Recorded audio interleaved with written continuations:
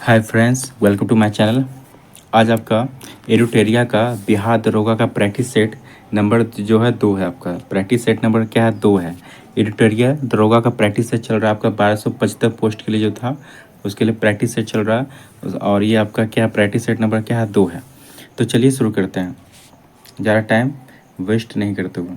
तो चलिए पहला सवाल आपका ये रहा, बताइए इसका आंसर क्या होगा। तो जब भारतीय न्यायिक पद्धति में लोकहित मुकदमा पीआईएल लाया गया तब भारत के मुख्य न्यायमूर्ति कौन थे? एम हिदायतुल्ला या ए के सिकरी या पी एन भगवती या वाई बी चंद्रचूड़? तो बताइए इस क्वेश्चन का आंसर क्या हो जाएगा। तो इस क्वेश्चन का आंसर क्या हो जाएगा हमारा? Option number C. क्या हो जाएगा हमारा? Option number C. तो कौन थे? पी एन भगवती थे। कौन थे? पी एन भगवती थे। तो जनहित याचिका को सुरक्षित रखने के लिए की गई मुकदमेबाजी को संदर्भित करती है तथा सामाजिक रूप से वंचित पार्टियों को न्याय की उपलब्धता को प्रदर्शित करती है। इस समय न्यायमूर्ति कौन थे? पी एन भगवती थे। कौन थे? पी एन भगवती थे। ठीक है, चलिए आते हैं क्वेश्चन नंबर 2 की तरफ। चलिए इसका आंसर बताइए। संसद में धन विधेयकों के संदर्भ में निम्नलिखित में से कौन सा कथन जो है गलत है आपका? यह केवल एक मंत्री द्वारा पेश किया जाता है, ना कि एक निजी सदस्य द्वारा। या दूसरा, लोकसभा राज्यसभा की सभी या किसी भी सिफारिश को स्वीकार या अस्वीकार कर सकती है। तीसरा, यह इसे केवल लोकसभा में पेश किया जा सकता है। चौथा, इसे राज्यसभा द्वारा अस्वीकार या संशोधित किया जा सकता है। तो बताइए इसमें से कौन सा कथन जो आपका गलत है? इसमें से कौन सा कथन जो आपका गलत है? तो देखिए, यह केवल एक मंत्री द्वारा पेश किया जाता है, ना कि जो है निजी सदस्य द्वारा, ये आपका सही है। लोकसभा राज्यसभा की सभी या किसी भी सिफारिश को स्वीकार या अस्वीकार कर सकती है, यह भी आपका सही है। इसे केवल लोकसभा में पेश किया जा सकता है, हाँ ये भी सही है आपका। इसे राज्यसभा द्वारा अस्वीकार या संशोधित किया जा सकता है, ये आपका गलत है। ये आपका गलत है। तो पूछा कि आपका गलत कथन कौन सा आपका? तो कौन सा आपका? Option number D. कौन सा आपका? Option number D. राज्यसभा के पास जो है धन विधेयक को खारिज करने या संशोधित करने का जो अधिकार नहीं होता है। राज्यसभा के पास जो आपका धन विधेयक को खारिज करने या संशोधित करने का अधिकार नहीं होता है। ठीक है, और आपका धन विधेयक आपका किस आर्टिकल में? आर्टिकल 110 में। किस में आर्टिकल? आर्टिकल 110 में है। ठीक है, कौन बताता है ये धन विधेयक है वित्त विधेयक है? कौन बताता है? आपका लोकसभा अध्यक्ष बताता है। कौन बताता है? लोकसभा अध्यक्ष बताता है, ये भी याद रखिएगा। चलिए तीसरा सवाल, संविधान के किस अनुच्छेद में संसद के संयुक्त अधिवेशन की व्यवस्था है? अनुच्छेद 100 में, अनुच्छेद 105 में, या अनुच्छेद 108 में, या इनमें से कोई नहीं? तो किस में हमारा? ऑप्शन नंबर सी में। किस में हमारा? ऑप्शन नंबर सी में। तो अनुच्छेद जो है 108 में जो है संयुक्त अधिवेशन की जो है व्यवस्था है। ठीक है, संयुक्त अधिवेशन जो होता है कौन बुलाता है? राष्ट्रपति बुलाता है। कौन बुलाता है? आपका राष्ट्रपति बुलाता है। कौन? प्रेसिडेंट बुलाता है। तो संयुक्त अधिवेशन कौन बुलाता है? आपका प्रेसिडेंट बुलाता है। ठीक है, और आपका संयुक्त अधिवेशन जो है आपका यह किस देश से लिया गया? आपका संयुक्त अधिवेशन जो आपका किस देश से लिया गया आपका? तो संयुक्त अधिवेशन आपका किस देश से लिया गया आपका? तो संयुक्त अधिवेशन जो आपका किस देश से लिया गया? आपका ऑस्ट्रेलिया से लिया गया। किस देश से लिया गया? आपका ऑस्ट्रेलिया से। ये भी इंपॉर्टेंट है, ये भी पूछा जा सकता है एग्जाम में कि संयुक्त अधिवेशन जो है आपका किस देश के संविधान से लिया गया? तो किस देश के संविधान से लिया गया? तो ऑस्ट्रेलिया से लिया गया। किससे? तो ऑस्ट्रेलिया से लिया गया। ठीक है, और संयुक्त अधिवेशन की जो अध्यक्षता करता है तो वो कौन करता है? आपका लोकसभा अध्यक्ष करता है। कौन करता है? आपका लोकसभा अध्यक्ष करता है। अगर आपका लोकसभा का अध्यक्ष अगर उपस्थित नहीं रहता है तो कौन करता है? लोकसभा का उपाध्यक्ष करता है। कौन करता है? लोकसभा का उपाध्यक्ष करता है। अगर आपका लोकसभा का उपाध्यक्ष भी उपस्थित नहीं है तो कौन करता है? राज्यसभा का उपसभापति करता है। राज्यसभा कौन करता है? उपसभापति। यहाँ पे सभापति नहीं होगा, उपसभापति करता है। कौन करता है? राज्यसभा का उपसभापति। लोकसभा अध्यक्ष नहीं है तो लोकसभा का उपाध्यक्ष करेगा। लोकसभा का उपाध्यक्ष नहीं है तो राज्यसभा का जो है उपसभापति करेगा। उपसभापति करेगा। अगर राज्यसभा का उपसभापति भी नहीं है तो फिर जो आपकी, अगर राज्यसभा का उपसभापति भी नहीं है तो फिर जो होता है राष्ट्रपति जो है वहाँ के जो वरिष्ठ नागरिक होता है उसको चुन करके जो है उससे अध्यक्षता करवाता है। ठीक है, तो ये सारे पॉइंट जो होता है आप की पॉइंट याद रखिएगा। चलिए आते हैं क्वेश्चन नंबर 4 की तरफ। भारतीय संविधान में किस पद का जो है उल्लेख नहीं है? भारत के संविधान में जो है किस पद का जो है उल्लेख नहीं है? लोकसभा उपाध्यक्ष का, कि प्रधानमंत्री का, कि राज्यसभा का उपाध्यक्ष का, या राज्य विधानसभा का उपाध्यक्ष का? तो चलिए बताइए इसका आंसर क्या हो जाएगा हमारा 4 नंबर का। तो किसका उल्लेख नहीं हमारे संविधान में? किसका उल्लेख नहीं है? तो किसका उल्लेख हमारे संविधान में नहीं है? तो किसका नहीं, उप प्रधानमंत्री का। किसका नहीं है, उप प्रधानमंत्री का नहीं है। तो भारतीय संविधान में उप प्रधानमंत्री की कोई व्यवस्था नहीं है। भारत के प्रशासनिक सुधार आयोग जो है 1966 से 70 ने उप प्रधानमंत्री के अधीन प्रशासनिक सुधारों के विभाग को रखा जाए की सिफारिश की थी। भारत में उप प्रधानमंत्री पद का सृजन अब तक 7 बार किया जा चुका है। भारत के प्रथम उप प्रधानमंत्री कौन थे, आपके सरदार वल्लभ भाई पटेल थे। कौन थे, भारत के प्रथम उप प्रधानमंत्री कौन थे, सरदार वल्लभ भाई पटेल। और कब तक थे, तो 1947 से 50 तक थे। 1947 से 50 तक थे। तो ये भी याद रखिए। और अब तक जो कितने उप प्रधानमंत्री बन चुके हैं, 7। कितने, 7। चलिए इसका आंसर बताइए। निम्नलिखित में से कौन सा संविधान संशोधन राष्ट्रपति को किसी भी मामले को पुनः विचार के लिए जो मंत्रिमंडल को भेजने की शक्ति प्रदान करता है। 39वां संविधान संशोधन, या 42वां संविधान संशोधन, या 44वां संविधान संशोधन, या 93वां संविधान संशोधन। तो चलिए बताइए 5 का आंसर क्या हो जाएगा। तो कौन सा आपका 44वां संविधान संशोधन। कौन सा, 44वां संविधान संशोधन। तो 5 का क्या हो गया हमारा ऑप्शन सी। तो 44वां संविधान संशोधन कब हुआ था आपका, 1978 में। कब हुआ था, यह 1978 में हुआ था। ठीक है। तो 44वां संविधान संशोधन जो हुआ था 1978 में, इसमें जो है राष्ट्रपति को किसी विषय को पुनर्विचार के लिए मंत्रिमंडल के पास भेजने की शक्ति प्रदान करता है। हालांकि ऐसे पुनर्विचार के बाद राष्ट्रपति को दी गई सलाह के अनुसार कार्य करना पड़ता है। अब 42वां क्या किया था, 42वां संविधान संशोधन जो 1976 में क्या हुआ था, बाध्य कर दिया गया था कि मंत्रिमंडल के भेजने पर जो है उसे पास करके भेजना ही है। लेकिन 44वां में क्या कर दिया कि पुनर्विचार के लिए मंत्रिमंडल को भेजा जा सकता है। और 44वां संविधान संशोधन में ही जो आपका जो संपत्ति के अधिकार को जो है कानूनी अधिकार या वैधानिक अधिकार बना दिया गया, और उसे किस में डाल दिया गया, आर्टिकल 300 के क में डाल दिया गया। ये भी इंपॉर्टेंट है, इसे भी याद रख सकते हैं। चलिए आते हैं क्वेश्चन नंबर 6 की तरफ। चलिए इसका आंसर बताइए। सर्वोच्च न्यायालय के न्यायाधीश बनने के लिए न्यूनतम आयु क्या है, 30 वर्ष, 35 वर्ष, 45 वर्ष, या इनमें से कोई नहीं। तो सर्वोच्च न्यायालय के न्यायाधीश बनने के लिए न्यूनतम आयु कितनी होती है, तो बताइए 6 का आंसर बताइए क्या होगा, इनमें से कोई नहीं। क्या होगा, इनमें से कोई नहीं। क्या होगा, इनमें से कोई नहीं। ठीक है। तो सर्वोच्च न्यायालय के न्यायाधीश बनने के लिए न्यूनतम आयु सीमा निर्धारित नहीं की गई है। एक बार नियुक्त होने के बाद इनके अवकाश ग्रहण करने की आयु सीमा है। इनके जो न्यूनतम आयु की सीमा नहीं है, लेकिन इनके रिटायर होने की सीमा है। कितनी है, 65 साल। कितनी, 65 साल। सुप्रीम कोर्ट के न्यायाधीश मतलब 65 साल में रिटायर कर सकते हो, और हाई कोर्ट के न्यायाधीश कितने साल में रिटायर कर सकते हैं, 62 ईयर्स। कितने साल में, तो 62 साल में रिटायर कर सकते हैं। तो ये दोनों चीज़ आप याद रखिएगा। चलाते हैं क्वेश्चन नंबर 7 की तरफ। भारत के राष्ट्रपति अपनी शक्तियों का प्रयोग करते हैं मंत्रियों के द्वारा, या प्रधानमंत्री के द्वारा, या मंत्रिमंडल के द्वारा, या सीधे अथवा अपने अधीनस्थ अधिकारियों द्वारा। तो बताइए 7 का आंसर क्या हो जाएगा। तो किसके द्वारा, तो ऑप्शन नंबर डी। किसके द्वारा, तो ऑप्शन नंबर डी, सीधे अथवा अपने अधीनस्थ अधिकारियों द्वारा। ठीक है। तो 7 का आंसर। भारतीय संविधान के अनुसार भारत का एक राष्ट्रपति होगा।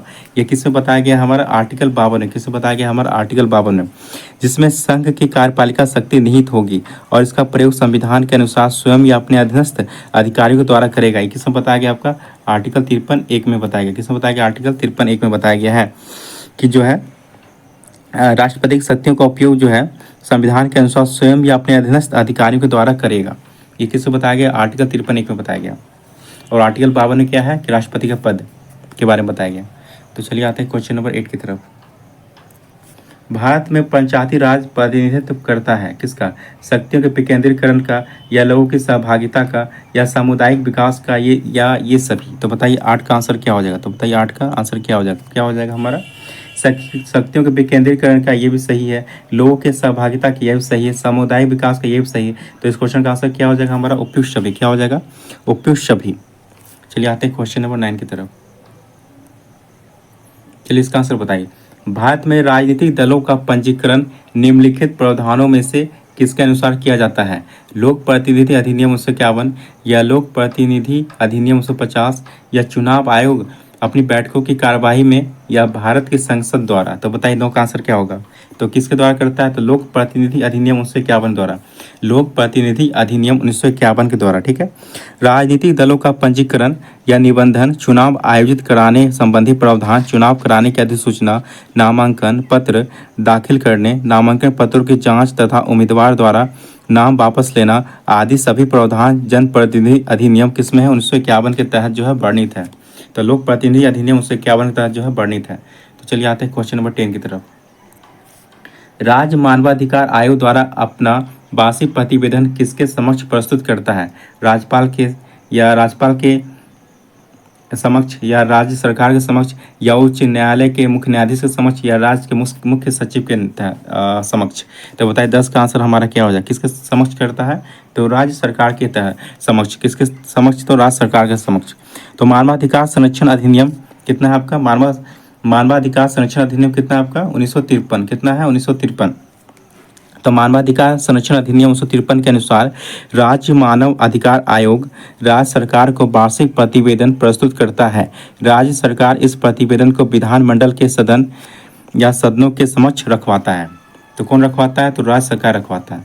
चलिए आते हैं क्वेश्चन नंबर 11 की तरफ। रॉलेट एक्ट का भारतीय राष्ट्रीय कांग्रेस ने विरोध किया क्योंकि इसका लक्ष्य क्या था? भारतीय राष्ट्रीय कांग्रेस को प्रतिबंधित करना या देश द्रोह के आरोप में राष्ट्रीय नेताओं को बंदी करना या सांप्रदायिक प्रतिनिधित्व को विस्तृत करना या व्यक्तिगत स्वतंत्रता को सीमित करना। तो बताइए 11 का हमारा आंसर क्या हो जाएगा? तो क्या हो जाएगा हमारा? Option number D. क्या हो जाएगा हमारा? Option number D. तो व्यक्तिगत स्वतंत्रता को सीमित करना क्या था? रॉलेट एक्ट का जो था लक्ष्य था। ठीक है, तो 11 का याद रखेंगे। तो ये कब रॉलेट एक्ट का पास किया गया था आपका? मार्च 1919 को। कब? मार्च 1919 को रॉलेट एक्ट जो है मार्च 1919 में रॉलेट एक्ट जो है लागू किया गया था। मार्च 1919 में रॉलेट एक्ट को जो है लागू किया गया था।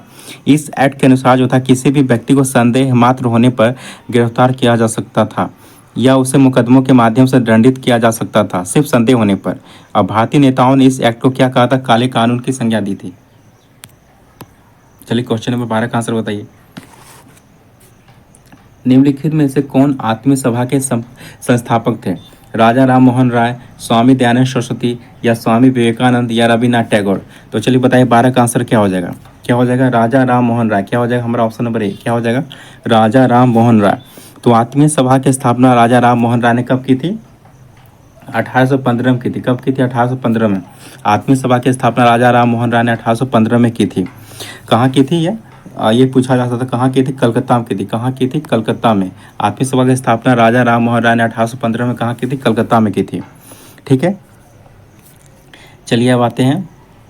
और स्वामी दयानंद सरस्वती बारे में तो जानते ही होंगे कि आर्य समाज की स्थापना 1875 में की थी स्वामी दयानंद सरस्वती ने, ये तो जानते ही होंगे। और स्वामी विवेकानंद के बारे में जानते होंगे कि रामकृष्ण मिशन की स्थापना 1897 में की थी। कब की थी? 1897 में रामकृष्ण मिशन की स्थापना की थी, स्वामी विवेकानंद ने की थी रामकृष्ण मिशन की स्थापना। तो ये चीज़ें जानते होंगे। और स्वामी विवेकानंद के बारे में जानते ही होंगे। चलिए अब आते हैं क्वेश्चन नंबर 13 की तरफ। हुमायूं द्वारा लड़े गए 4 प्रमुख युद्धों में सही क्रम कौन सा आपका? पहले चौसा का युद्ध हुआ, फिर देवरा का, फिर कनौज का या सरहिंद का, या देवरा कनौज चौसा सरहिंद, सरहिंद देवरा चौसा कनौज, या देवरा चौसा कनौज सरहिंद। तो बताइए 13 का आंसर हमारा क्या हो जाएगा? तो 13 का हमारा आंसर क्या हो जाएगा? तो देखिए पहले हुआ था देवरा का युद्ध हुआ था। पहले कौन सा युद्ध हुआ था? वो देवरा का युद्ध हुआ था। कब हुआ था? वह देवरा का युद्ध कब हुआ था? देवरा का जो युद्ध हुआ था कब हुआ था आपका? 1531 में। कब हुआ था? 1531 में। कब हुआ था? 1531 में। ठीक है, देवरा का युद्ध हुआ था 1531 में। और चौसा का युद्ध कब हुआ था आपका? चौसा का युद्ध कब हुआ था? यह हुआ था 1539 में। कब हुआ था? 1539 में। ठीक है, और कनौज का युद्ध कब हुआ था? 1540 में। कनौज का युद्ध कब हुआ था? 1540 में। और सरहिंद का युद्ध कब हुआ आपका? 1555 में। कब हुआ? 1555 में। तो देख सकते हैं देवरा का युद्ध हुआ 1531 में, चौसा का हुआ 1539 में, कन्नौज या बिलग्राम का कब हुआ? 1540 में, और सरहिंद का कब हुआ? 1555 में। तो इस हिसाब से कौन सा आपका सही है? Option number D. क्या हमारा? ऑप्शन नंबर डी जो है युद्ध का जो है सही क्रम है। तो ऑप्शन नंबर डी हमारा 13 का आंसर क्या हो गया? हमारा ऑप्शन नंबर डी। चलिए आते हैं क्वेश्चन नंबर 14 की तरफ। चलिए इसका आंसर बताइए। मालाबार में मोपला विद्रोह 1921 में हुआ था, किसका परिणाम था?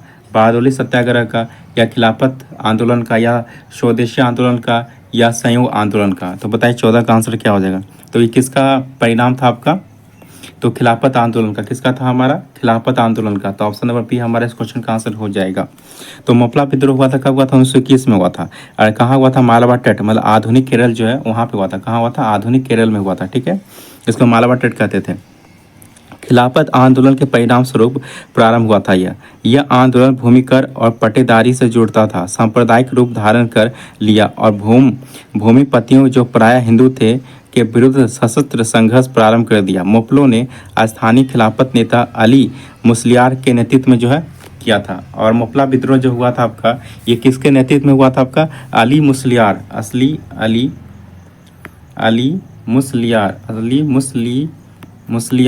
मुस्लियार के नेतृत्व में जो हुआ था आपका मोपला विद्रोह हुआ था।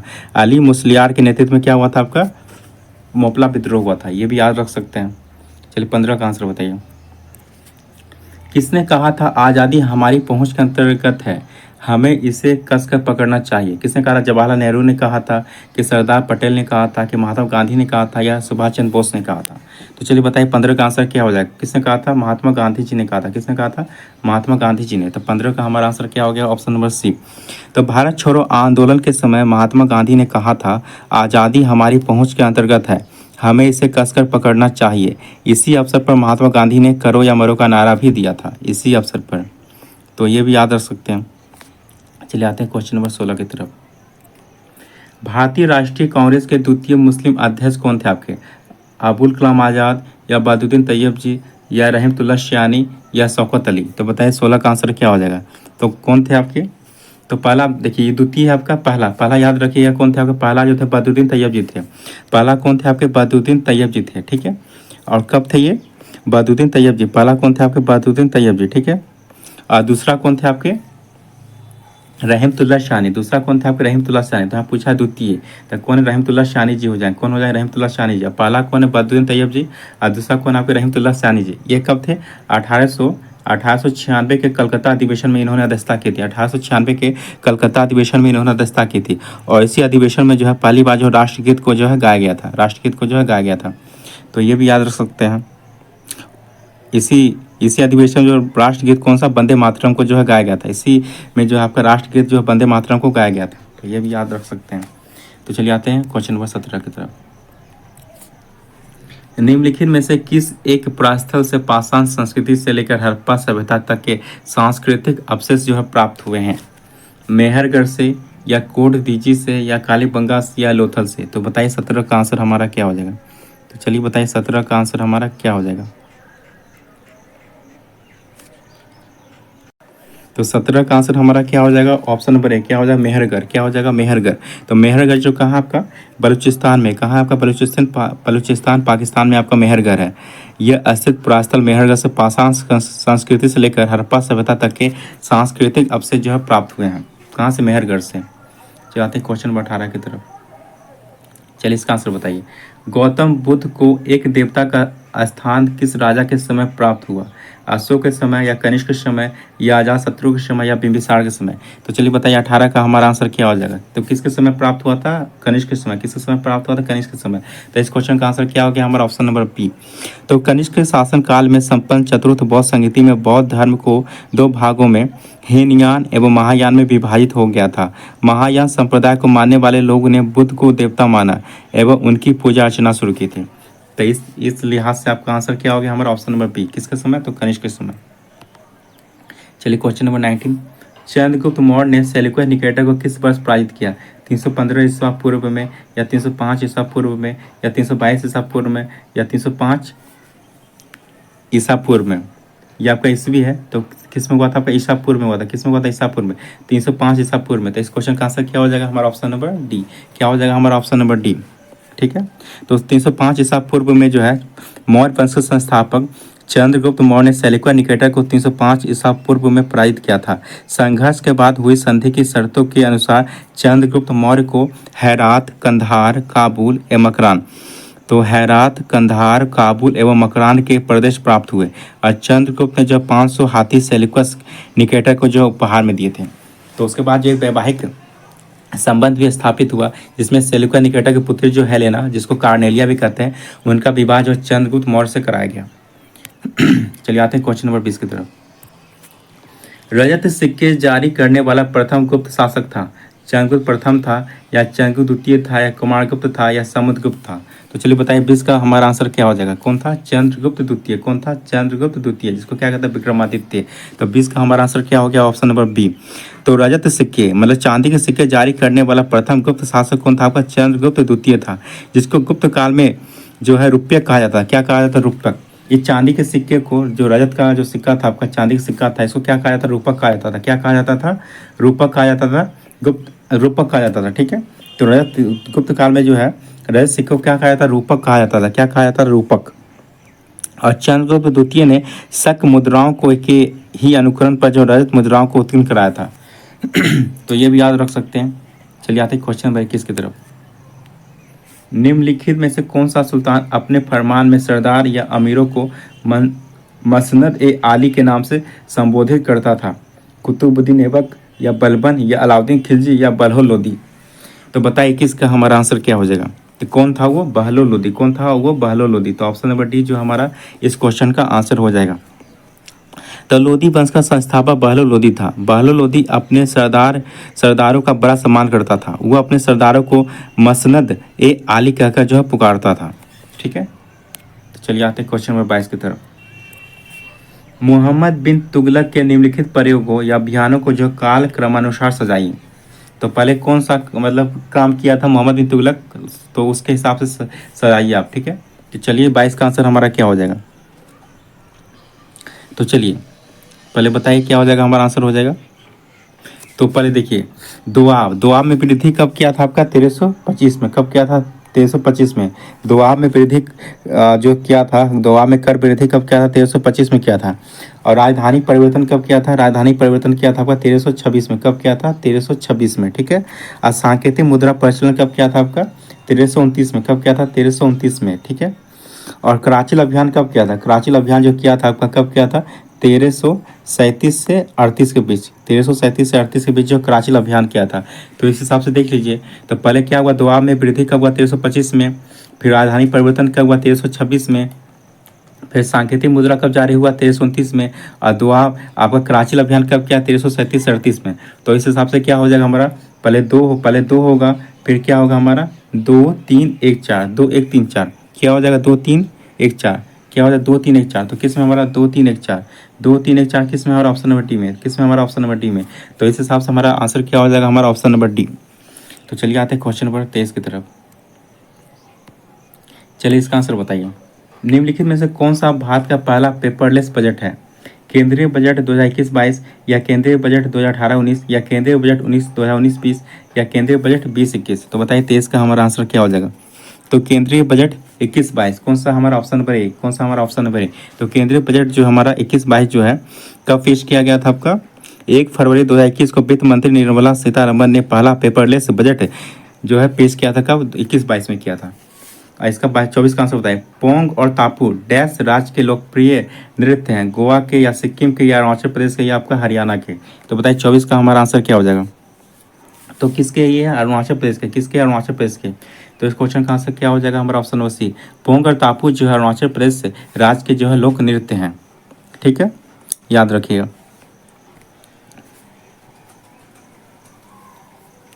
और यह नृत्य जो है आदि जनजाति के अंतर्गत आता है। यह नृत्य जो है आपका आदि, ये आपका आदि जनजाति आपका अरुणाचल प्रदेश में पाया जाता है। वो लोग जो है ये लोग नृत्य करते हैं, आदि जनजाति। चलाते हैं क्वेश्चन नंबर 25 की तरफ। इसका आंसर बताइए। निम्नलिखित में कौन सा एक जल प्रदूषक नहीं है? नहीं है पूछा। तो कौन सा जल प्रदूषक नहीं है? आर्सेनिक या क्रोमियम या गाद या हिमनद? तो चलिए बताइए 25 का हमारा आंसर क्या हो जाएगा? ये कौन सा नहीं हो जाएगा जल प्रदूषक? कौन सा आपका नहीं? हिमनद। कौन सा नहीं? आपका हिमनद। तो आपका हिमनद जो है, तो हिमनद जो जल प्रदूषक नहीं है, बल्कि यह क्या है? आपका ताजे पानी का जो है स्रोत है। क्या है? ताजे पानी का स्रोत आपका हिमनद। चलिए 26 का आंसर बताइए क्या होगा? निम्नलिखित युगों में से कौन सा एक सही सम्मिलित आपका नहीं है? सही सम्मिलित नहीं है। तो चलिए बताइए। एक तरफ खिलाड़ी है, एक तरफ आपका खेल है, तो सम्मिलित कीजिए। तो बताइए 26 का क्या होगा? हमारा आंसर होगा।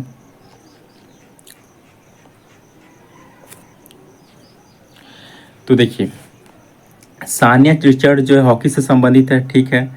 पाल पोगबाई फुटबॉल से संबंधित है, ये सही है। और किरण पोलार्ड ये क्रिकेट से संबंधित है, ये सही है। और पामेला जिलोमो ये भारोत्तोलन से संबंधित आपका नहीं है। तो इस क्वेश्चन पूछा गया नहीं, तो नहीं कौन सा आपका? Option number C. कौन सा नहीं? तो नहीं है कौन सा आपका? Option number C. तो पामेला जोरीमन जो है आपका, यह पामेला जोरीमन जो आपका क्या है? कि न्याय मध्यम दूरी की धावक है। ये क्या आपका? केन्या, यह केन्या की है और मध्यम दूरी की क्या है, धावक है। मध्यम दूरी की क्या है, धावक है। मतलब 800 मीटर में विशेषता रखती हैं, 800 मीटर विशेषता रखती हैं, ये धावक हैं। वह पहली केन्याई महिला है जिन्होंने ओलंपिक स्वर्ण पदक 2008 में जीता था। इन्होंने जो है 2008 में पहला ओलंपिक में स्वर्ण पदक जीता था, पोलेमा जेलिमो। ये कहाँ की, आपकी केन्या की है और ये धावक हैं। चलिए आते हैं क्वेश्चन नंबर 27 की तरफ। निम्नलिखित में से किस विद्वान ने मानव विकास की अवधारणा की शुरुआत की? प्रोफेसर अमर्त्य सेन या एलन सी सेन पाई या डॉक्टर महबूल उल हक या इनमें से कोई नहीं? तो चलिए बताइए 27 का हमारा आंसर क्या हो जाएगा? चलिए बताइए 27 का हमारा आंसर क्या हो जाएगा? डॉक्टर महबूल उल हक। कि कौन हो जाएगा हमारा ऑप्शन नंबर सी? कौन हो जाएगा हमारा ऑप्शन नंबर सी? ठीक है।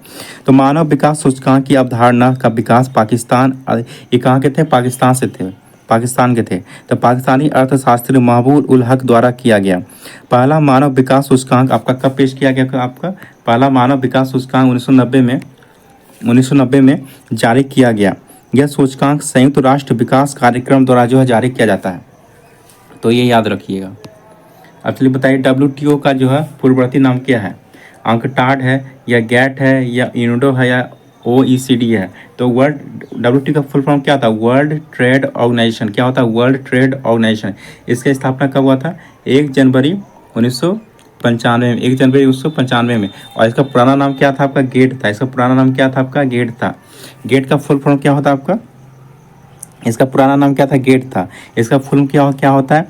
The general agreement on tariffs and trade. तो इसका फुल फॉर्म क्या है? The general agreement on trade and tariffs. The general agreement and trade and tariffs होता है। ठीक है। यह क्या था? एक अंतर्राष्ट्रीय व्यापार समझौता था। इसका उद्देश्य टैरिफ को जो होता कम करने, व्यापार को उदार बनाना था। ठीक है। तो 1 जनवरी 1995 को गेट के स्थान पर WTO ने ले लिया। तो आपको बता दिया गया था 1 जनवरी 1949 को गेट के स्थान पर क्या हो गया? WTO हो गया था। चलिए अब आते हैं क्वेश्चन नंबर 29 की तरफ। तो चलिए बताइए इसका आंसर क्या होगा? सिलिकॉन वैली कहाँ स्थित है? न्यूयॉर्क के पास या मॉन्ट्रियल के पास या सैन फ्रांसिस्को के पास या बोस्टन के पास? तो चलिए बताइए 29 का आंसर क्या हो जाएगा? जो कहाँ पे आपका? सैन फ्रांसिस्को के पास। कहाँ पर? सैन फ्रांसिस्को के पास है। ठीक है। तो सिलिकॉन वैली अमेरिका के सैन फ्रांसिस्को के खाड़ी क्षेत्र के दक्षिणी भाग में स्थित है। यहाँ दुनिया की प्रमुख IIT कंपनी स्थित है। IT कंपनी स्थित है यहाँ पे, जो प्रमुख IT कंपनी जो स्थित है। ठीक है। चलिए आते हैं क्वेश्चन नंबर 30 की तरफ। एक पारिस्थितिक तंत्र के जैविक घटकों में शामिल आपका पौधों और जानवर या शैवाल और कवक या उत्पादक उपभोक्ता एवं घटक या हवा, पानी या मिट्टी? तो चलिए बताइए 30 का हमारा आंसर क्या हो जाएगा?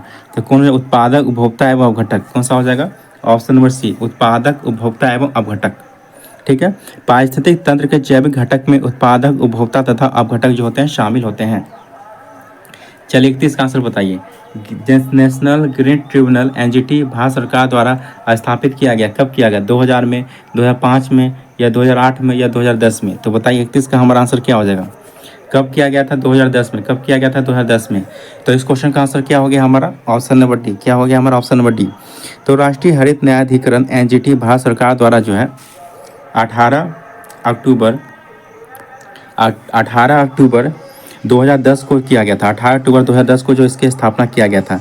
इसके द्वारा क्या किया जाता है? तो पर्यावरण संरक्षण, वन एवं अन्य प्राकृतिक संसाधनों से संबंधित मामलों का निपटारा किया जाता है। तो पर्यावरण संरक्षण, वन एवं अन्य प्राकृतिक संसाधनों से संबंधित मामलों का जो है निपटारा किया जाता है NGT के तहत। चलिए आते हैं क्वेश्चन नंबर 32 की तरफ। जैविक ऑक्सीजन डिमांड BOD एक प्रकार का प्रदूषण सूचकांक है। कैसा? जलीय वातावरण का, मृदा का, वायु का या उपरोक्त सभी का? तो चलिए बताइए 32 का आंसर क्या हो जाएगा? किसका है? तो जलीय वातावरण का। किसका? ऑप्शन नंबर ए। किसका है? जलीय वातावरण का। तो BOD जल प्रदूषण मामले की मुख्य इकाई है। कार्बनिक एवं अकार्बनिक अपशिष्ट अपघटित होने के लिए जल निकायों में घुलनशील ऑक्सीजन का उपयोग करते हैं, जिससे जल में घुलनशील ऑक्सीजन की मात्रा घट जाने से उसकी मांग बढ़ जाती है। BOD का अधिक होना जल के संक्रमित होने को दर्शाता है। अगर BOD अगर ज़्यादा है तो ये क्या दर्शाता है? जल के संक्रमित होने को दर्शाता है। चलिए आते हैं क्वेश्चन नंबर 33 की तरफ। राष्ट्रीय युवा दिवस 2023 का जो विषय क्या था? बताइए क्या हो जाएगा हमारे इस क्वेश्चन का आंसर? तो बताइए 33 का आंसर हमारा क्या हो जाएगा। तो क्या था, विकसित युवा विकसित भारत। क्या था, विकसित युवा विकसित भारत। क्या था, विकसित युवा विकसित भारत। तो 33 का हमारा आंसर क्या हो जाएगा, हमारा ऑप्शन नंबर बी। तो राष्ट्रीय युवा दिवस जो प्रतिवर्ष कब मनाया जाता है आपका, राष्ट्रीय युवा दिवस प्रतिवर्ष कब मनाया जाता है आपका, 12 जनवरी को। कब मनाया जाता है, 12 जनवरी को जो है राष्ट्रीय युवा दिवस जो है प्रत्येक साल जो है 12 जनवरी को मनाया जाता है। ये किसकी जयंती पर मनाया जाता है, स्वामी विवेकानंद जी की जयंती पे। किसकी जयंती पे, स्वामी विवेकानंद जी की जयंती पे जो है ये राष्ट्रीय युवा दिवस मनाया जाता है 12 जनवरी को प्रत्येक साल। 2023 में इस विषय का थीम क्या था आपका, विकसित भारत था। क्या था, विकसित, क्या इसका था, विकसित युवा विकसित भारत। क्या था, विकसित युवा विकसित भारत था। ठीक है। और अंतर्राष्ट्रीय युवा दिवस जो 12 अगस्त को मनाया था। यहाँ पर राष्ट्रीय राष्ट्रीय युवा दिवस कब मनाया था, 12 जनवरी को। और अंतर्राष्ट्रीय पूछा जाए तो कब मनाया जाता है आपका, अंतर्राष्ट्रीय युवा दिवस कब मनाया जाता है आपका, तो 12 अगस्त को। कब मनाया था, 12 अगस्त को। तो ये दोनों याद रखिएगा। तो राष्ट्रीय पूछेगा तो 12 जनवरी, और अंतर्राष्ट्रीय पूछेगा तो 12 अगस्त। तो राष्ट्रीय युवा दिवस पूछेगा तो 12 जनवरी, अंतर्राष्ट्रीय पूछेगा तो 12 अगस्त, अंतर्राष्ट्रीय पूछेगा तो क्या हो जाएगा, 12 अगस्त हो जाएगा। तो याद रखिएगा दोनों चीज़ें। हाल ही में प्रसिद्ध व्यक्तित्व बानी जयराम का निधन हो गया, उनका संबंध किस क्षेत्र से था, संगीत से या राजनीति से या प्रशासन से या खेल से। तो चलिए बताइए 34 का आंसर क्या हो जाएगा। तो क्या चीज़ से था, संगीत से था। क्या चीज़ से था, संगीत से। तो 34 का हमारा आंसर क्या होगा, ऑप्शन बी। तो बानी जयराम का संबंध जो था संगीत से था। ये क्या था, पार्श्व गायिका थे। ये क्या थे, जयराम क्या थे, ये पार्श्व पार्श्व गायिका थे। क्या थे, पार्श्व गायिका थे। क्या थे, पार्श्व गायिका थे। क्या थे, पार्श्व गायिका थे। ठीक है। इनका निधन कब हुआ, फरवरी 2023 में हुआ। चलिए 35 का आंसर बताइए। 74वां गणतंत्र दिवस की झांकी में किस राज्य की झांकी को जो है प्रथम स्थान दिया गया, असम का या उत्तर प्रदेश का या उत्तराखंड का या गोवा का। तो बताइए 35 का हमारा आंसर क्या हो जाएगा, किसका, तो उत्तराखंड का। किसका, उत्तराखंड का। तो 35 का आंसर क्या हो गया, हमारा ऑप्शन नंबर सी। तो गणतंत्र दिवस जो हुआ था आपका 2023 में हुआ था, गणतंत्र दिवस 2023 में जो हुआ था, गणतंत्र दिवस 2023 में सबसे बेस्ट झांकी का अवार्ड जो उत्तराखंड राज्य को दिया गया। दूसरा स्थान पे कौन रहा, दूसरा स्थान पे जो आपका महाराष्ट्र रहा। दूसरा स्थान पे कौन रहा, आपका महाराष्ट्र रहा। और तीसरा स्थान पे कौन रहा, आपका यूपी रहा। तीसरा स्थान पे कौन रहा, यूपी। पहला उत्तराखंड, दूसरा महाराष्ट्र, तीसरा कौन रहा, आपका यूपी रहा। ठीक है, ये भी याद रखिएगा। चलिए 36 का आंसर बताइए। दादा साहब फाल्के अंतर्राष्ट्रीय पुरस्कार हेतु किस फिल्म को जो है बेस्ट फिल्म के लिए चुना गया, रुद्र को या RRR को या द कश्मीर फाइल को या AB दोनों को, मतलब रुद्र और RR दोनों को। तो बताइए 36 का हमारा आंसर क्या हो जाएगा। तो किसको दी चुना गया, तो दी कश्मीर फाइल को। किसको, तो दी कश्मीर फाइल। तो 36 का आंसर क्या हो गया, हमारा ऑप्शन नंबर सी। क्या हो गया, हमारा ऑप्शन नंबर सी। तो 2023 के लिए दादा साहब फिल्म फेयर पुरस्कार में बेस्ट फिल्म का पुरस्कार दी कश्मीर फाइल्स को दिया गया, जबकि फिल्म ऑफ द ईयर किसे दिया गया, RRR को। RRR को क्या दिया, film of the year. RRR को क्या दिया, फिल्म ऑफ द ईयर दिया गया RRR को। ठीक है। और बेस्ट फिल्म का पुरस्कार किसे दिया गया, दी कश्मीर फाइल्स को। और RRR को क्या दिया गया आपका, क्या दिया गया, film of the year. Film of the year दिया गया RRR को, याद रखिएगा। और कश्मीर फाइल को दिया गया बेस्ट फिल्म का अवार्ड दिया गया दी कश्मीर फाइल को। RRR को दिया गया आपका फिल्म ऑफ द ईयर। ठीक है, ये याद रखिएगा। 37 का आंसर बताइए। भारतीय वायुसेना के नए उप प्रमुख कौन बने हैं। ये आपका उप प्रमुख पूछा, प्रमुख नहीं उप प्रमुख। सचिंद्र कुमार या अमरप्रीत सिंह या हरि कुमार या एसएन प्रधान। तो चलिए बताइए 37 का आंसर क्या हो जाएगा। तो कौन बने हैं, अमरप्रीत सिंह। कौन बने हैं, अमरप्रीत सिंह। कौन बने हैं, अमरप्रीत सिंह। तो इस क्वेश्चन का आंसर क्या हमारा ऑप्शन नंबर बी। तो भारतीय वायुसेना के नए उप प्रमुख एयर मार्शल अमरप्रीत सिंह बने हैं। वर्तमान में वायुसेना प्रमुख कौन है आपके, विवेक राम चौधरी। आपके वायुसेना प्रमुख कौन है आपके, विवेक राम चौधरी। कौन आपके, विवेक राम चौधरी। कौन आपके, विवेक राम चौधरी। कौन आपके, विवेक राम चौधरी। अध्यक्ष प्रमुख कौन है आपके विवेक राम चौधरी। वायुसेना के प्रमुख कौन है, विवेक राम चौधरी। और उप प्रमुख कौन बने हैं, अमरप्रीत सिंह। और ये पूछा जाए कि वायुसेना दिवस कब मनाया जाता है आपका, 12 अक्टूबर को। कब मनाया जाता, कब मनाया जाता है आपका, 15 अक्टूबर। कब मनाया जाता है आपका, 15 अक्टूबर को। ठीक है। वायुसेना दिवस कब मनाया जाता है, 15 अक्टूबर को प्रतिवर्ष मनाया जाता है। वायुसेना दिवस जो है प्रत्येक वर्ष 15 अक्टूबर को जो है मनाया जाता है। ये भी इंपॉर्टेंट, याद रखिएगा। आर्थिक सर्वेक्षण 2023 के अनुसार नारियल उत्पादन में किस राज्य का स्थान प्रथम है, तमिलनाडु का या कर्नाटक का या गोवा का या केरल का। तो बताइए 38 का आंसर क्या हो जाएगा। बताइए 38 का आंसर क्या हो जाएगा। तो किसका है, केरल का। किसका है, केरल का। तो इस क्वेश्चन का आंसर क्या हमारा ऑप्शन नंबर डी। क्या हो गया हमारा ऑप्शन नंबर डी। तो आर्थिक सर्वेक्षण 2022-23 में किए गए घोषणा के अनुसार नारियल उत्पादन में प्रथम स्थान किसका, आपका केरल का है, जबकि दूसरा स्थान किसका, आपका कर्नाटक का है। दूसरा स्थान ये आपका कर्नाटक का कितना स्थान, आपका दूसरा स्थान है। कर्नाटक का दूसरा स्थान है, केरल का जो है पहला स्थान है। केरल जो पहला स्थान है, कर्नाटक का दूसरा स्थान है, ठीक है। और तीसरा स्थान किसका है? तमिलनाडु का तीसरा स्थान है, तमिलनाडु का तीसरा स्थान है। पहला केरल, दूसरा कर्नाटक, तीसरा तमिलनाडु का स्थान है, तो याद रखिएगा।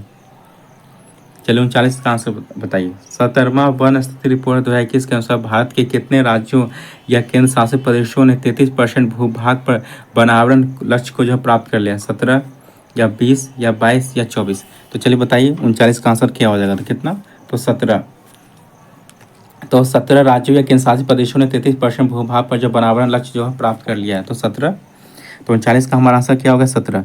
तो 17वां वन स्थिति रिपोर्ट 2021 के अनुसार भारत के लगभग 17 राज्यों या केंद्र शासित प्रदेशों ने 33% वनावरण लक्ष्य को जो है प्राप्त किया है। देश में कुल वनावरण एवं वृक्षारोपण का प्रतिशत कितना आपका? 24.62। कितना है? 24.62%। कितना? 24.62 क्या है? तो भारत में जो है कुल वनावरण एवं वृक्षावरण का प्रतिशत कितना? 24.62%। तो याद रखिए। चलिए 40 का आंसर बताइए। पहली बार बीसीसीआई द्वारा आयोजित महिला प्रीमियर लीग 2023 में कुल कितनी टीमें जो भाग लेगी? 5, 6, 7 या 8? तो चलिए बताइए 40 का आंसर क्या हो जाएगा हमारा? तो कितनी टीमें भाग लेगी आपकी? 5। कितनी टीमें भाग लेगी? 5। तो 40 का आंसर क्या हो गया हमारा? ऑप्शन नंबर 1 क्या होगा? 40 का ऑप्शन नंबर 1। तो महिला प्रीमियर लीग जो है 2023 में शुरू हुआ, ठीक है। अब पहला संस्करण आयोजित कब हुआ आपका? महिला प्रीमियर 4 से जो आपका 15 मार्च, 4 से क्या 5, 4 से जो आपका 26 मार्च, क्या 4 से जो है 26 मार्च, 4 से जो है 26 मार्च 2023 में जो है 4 से 26 मार्च 2023 तक जो है महिला प्रीमियर लीग चला था, WPL। जैसे IPL होता है पुरुषों के लिए, तो उससे तो महिला के लिए चला WPL, ठीक है। ये 4 से 26 मार्च के बीच चला आपका 2023 में पहला संस्करण था ये आपका, ठीक है। इसमें कुल जो है 5 टीमों ने जो है भाग लिया था, ठीक है। और सबसे महंगी खिलाड़ी के रूप में स्मृति मंधाना को चुना गया। और सबसे महंगी खिलाड़ी के रूप में किसे चुना गया? स्मृति मंधाना को 3.40 करोड़ में जो है RCB द्वारा जो खरीदा गया था। स्मृति मंधाना का जो है 3.40 करोड़ में जो है RCB द्वारा जो खरीदा गया था, ठीक है। वुमेन प्रीमियर लीग के पहले सीजन का खिताब किसने जीता था? मुंबई इंडियन ने। किसने जीता था? मुंबई इंडियन ने, ये भी याद रखिएगा। तो वुमेन्स प्रीमियर लीग का पहला खिताब किसने जीता था? तो मुंबई इंडियन ने। किसने जीता? मुंबई इंडियन ने। चलिए आते हैं क्वेश्चन नंबर 48 की तरफ। नवोदित लेखकों को प्रोत्साहित करने के उद्देश्य से भारत सरकार ने किस योजना की शुरुआत की? युवा 2.0 या मार्गदर्शक या प्रोत्साहन या कोई नहीं? तो चलिए बताइए 41 का आंसर क्या हो जाएगा? तो कौन सा हो जाएगा? युवा 2.0। क्या हो जाएगा? युवा 2.0। तो 41 का आंसर क्या हो जाएगा हमारा? ऑप्शन नंबर ए। तो 30 वर्ष से कम उम्र के युवा नवोदित लेखकों को प्रोत्साहित करने के उद्देश्य से शिक्षा मंत्रालय द्वारा युवा 2.0 योजना की शुरुआत की गई। यह योजना जो है नेशनल बुक ट्रस्ट के माध्यम से जो है लागू की जाएगी। चलिए 42 का आंसर बताइए। ब्रिटेन के प्रधानमंत्री ऋषि सुनक का संबंध भारत के किस राज्य से है? पंजाब से या राजस्थान से या उत्तर प्रदेश से या आपका गोवा से? तो चलिए बताइए 42 का आंसर क्या हो जाएगा? तो किससे है आपका? पंजाब से। किससे? तो पंजाब से। तो 42 का आंसर क्या हो गया हमारा? ऑप्शन नंबर ए। तो ब्रिटेन के वर्तमान प्रधानमंत्री ऋषि सुनक का जन्म कब हुआ था? ऋषि सुनक का जन्म कब हुआ था? 12 मई 1980 को। कब हुआ था? 12 मई 1980 को। ऋषि सुनक का जन्म कब हुआ था? 12 मई 1980 को हुआ था, ब्रिटेन में हुआ था, ठीक है। परंतु इनके पूर्वज कहाँ के हैं? पंजाब राज्य से संबंधित थे। इनके पूर्वज जो पंजाब राज्य से जो संबंधित थे। इन्होंने जो 25 अक्टूबर को ब्रिटेन के प्रधानमंत्री के रूप में जो शपथ लिया। चलिए आते हैं क्वेश्चन नंबर 43 की तरफ। पुरुष T20 वर्ल्ड कप का आयोजन 2026 में कहाँ किया जाएगा? भारत में, श्रीलंका में या बांग्लादेश में या AB दोनों में? तो 43 का आंसर बताइए क्या होगा? तो कहाँ पे किया जाएगा आपका? भारत में किया जाएगा। और कहाँ किया जाएगा? श्रीलंका में। तो पुरुष T20 वर्ल्ड कप का आयोजन 2026 में कहाँ किया जाएगा? भारत और श्रीलंका दोनों जगह। तो इस क्वेश्चन का आंसर क्या हो जाएगा हमारा? Option number D. क्या हो जाएगा हमारा? ऑप्शन नंबर डी, A और B दोनों जगह, ठीक है। और 2026 से पुरुष T20 वर्ल्ड कप का आयोजन 2026 में भारत तथा श्रीलंका में संयुक्त रूप से किया जाएगा। जबकि 2024 में इसका आयोजन कहाँ किया? USA एवं वेस्ट इंडीज़ में किया जाएगा। और 2024 में कहाँ किया जाएगा? USA एवं वेस्ट इंडीज़ में किया जाएगा। चलिए 44 का आंसर बताइए क्या होगा? राष्ट्रमंडल खेल 2022 में स्वर्ण पदक जीतने वाले सुधीर लाल का संबंध किस खेल से है? कबड्डी से है या भारोत्तोलन से है या कुश्ती से है या बॉक्सिंग से है? तो बताइए 44 का आंसर क्या हो जाएगा? क्या हो जाएगा हमारा? भारोत्तोलन हो जाएगा। क्या हो जाएगा? भारोत्तोलन। तो इस क्वेश्चन का आंसर क्या हो जाएगा हमारा? Option number B. क्या हो जाएगा हमारा? Option number B. तो राष्ट्रमंडल खेल 2022 का आयोजन बर्मिंघम इंग्लैंड में किया गया। कहाँ किया गया? बर्मिंघम इंग्लैंड में जो है किया गया। इसमें भारत का स्थान कैसा रहा? इसमें भारत का स्थान कैसा रहा? चौथा। भारत जो था चौथे स्थान पर रहा। भारत जो था चौथे स्थान पर रहा। अब भारत ने जो है 22 भारत ने जो 22 गोल्ड मेडल जीते, इसमें 22 गोल्ड मेडल, 22 गोल्ड मेडल अर्थात 16 जो है आपका silver medal, 22 gold medal, 16 silver medal और 23 जो है आपका ब्रॉन्ज मेडल जीता। तो 22 जो है गोल्ड मेडल और 16 जो है सिल्वर मेडल और 23 जो है ब्रॉन्ज मेडल जो है कुल जो है आपका तीनों मिला के कुल कितना जीता? 68 मेडल। कितना? 61 मेडल। कितना? 61 मेडल। 61 पदक जो है जीते। कितना? 61 पदक। 22 जो है स्वर्ण पदक और 16 रजत पदक और 23 जो कांस्य पदक जो जीता। टोटल मिला के 61 पदक जीते। और सुधीर लाल जिनका संबंध हरियाणा राज्य से है, इन्होंने जो भारोत्तोलन में जो स्वर्ण पदक जीता, इन्होंने भारोत्तोलन में स्वर्ण पदक जीता, सुधीर लाल। चलिए आते हैं क्वेश्चन नंबर 45 की तरफ। बजट 2023 के अनुसार प्राथमिक घाटा जीडीपी का कितना प्रतिशत है? 2.2% या 2.3% या 3.8% या 4.2%? तो चलो बताइए 45 का आंसर क्या हो जाएगा? क्या हो जाएगा? 2.3%। क्या हो जाएगा? 2.3%। तो इस क्वेश्चन का आंसर क्या हो जाएगा हमारा? Option number B. ठीक है, चलिए आते हैं क्वेश्चन नंबर 46 की तरफ। सिक्किम का नया राज्यपाल किसे नियुक्त किया गया है? लक्ष्मण प्रसाद आचार्य को या सीपी राधाकृष्णा को या शिव प्रसाद शुक्ला को या गुलाब चंद कटारिया को? तो चलिए बताइए 46 का आंसर क्या हो जाएगा? तो किसको? लक्ष्मण प्रसाद आचार्य को। किसको? लक्ष्मण प्रसाद आचार्य को। तो किसको? लक्ष्मण प्रसाद आचार्य को। तो 46 का आंसर क्या हो जाएगा हमारा? ऑप्शन नंबर ए। तो 12 फरवरी 2023 को जारी विज्ञप्ति के अनुसार 4 राज्यों में नए राज्यपाल जो है नियुक्त किया गया, जिसके तहत सिक्किम के नए राज्यपाल किसे नियुक्त किया गया? लक्ष्मण प्रसाद आचार्य को जो है नियुक्त किया गया। चलिए बताइए 47 का आंसर। यूनिसेफ इंडिया के नए राजदूत कौन बने? आयुष्मान खुराना या प्रियंका चोपड़ा या कार्तिक आर्यन या कोई नहीं? तो बताइए 47 का आंसर क्या हो जाएगा? कौन बनाया गया? आयुष्मान खुराना को। किससे बनाया गया? आयुष्मान खुराना को।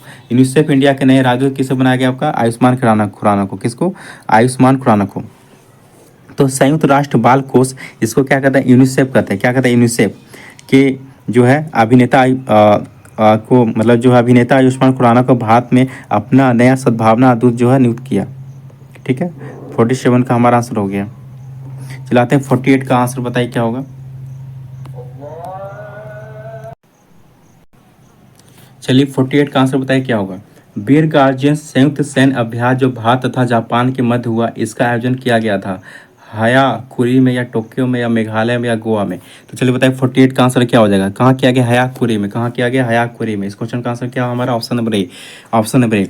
तो भारतीय वायुसेना तथा जापान वायुसेना के मध्य आयोजित वीर गार्जियन जापान के हयाकुरी वायुसेना केंद्र पर हुआ।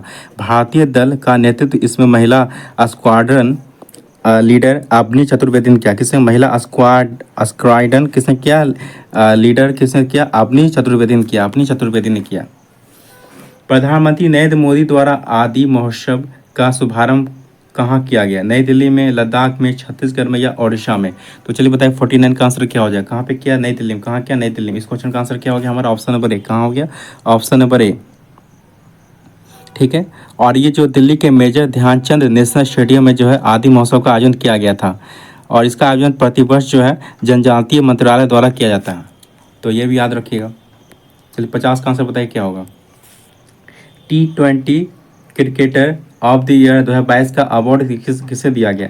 बाबर आजम को या सूर्य कुमार यादव को या बेन स्टोक्स को या ईशान किशन को? तो चलिए बताइए 50 का आंसर क्या हो जाएगा? तो किसको दिया गया? सूर्य कुमार यादव को। किसे दिया गया? सूर्य कुमार यादव को। तो T20 cricketer of the year 2022 का अवार्ड किसे दिया गया? सूर्य कुमार यादव को। किसे दिया गया? सूर्य कुमार यादव को। और जबकि बाबर आजम को जो आपका बाबर आजम को क्या दिया गया? बाबर आजम को वर्ष के सर्वश्रेष्ठ क्रिकेटर का अवार्ड दिया गया। बाबर आजम को जो वर्ष के सर्वश्रेष्ठ क्रिकेटर का अवार्ड दिया गया। अब बाबर आजम कहाँ खिलाड़ी है? आपके पाकिस्तान के। चलिए इसका आंसर बताइए क्या होगा?